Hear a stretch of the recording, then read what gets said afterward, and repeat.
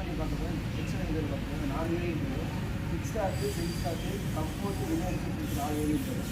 இப்போ ரிலேஷன் பார்க்குறோம். இப்போ முன்னாடி இருந்தால் 7 இன்ச் ஸ்போக் வீல் கொடுத்துருப்பாங்க.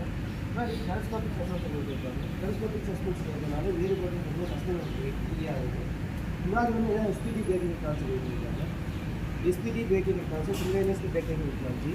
இதில் வந்து ஒரு பிரேக் போச்சுன்னா ஆட்டோமேட்டிக் 2 பிரேக் வந்து அப்ளை ஆகும்.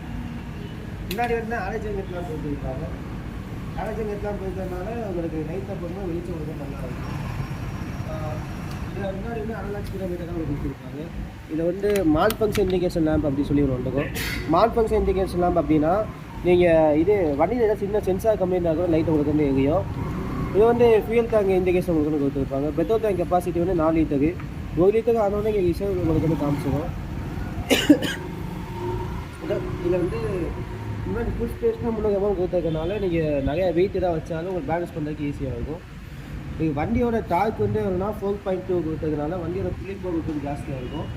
கார் வந்து 5.2 PS கொடுத்ததுனால இன்ஜின் பிக்கப்பும் நல்லா இருக்கும். இது வந்து ஸ்பிக்கர் சீட் ஒரு கொடுத்துருக்காங்க.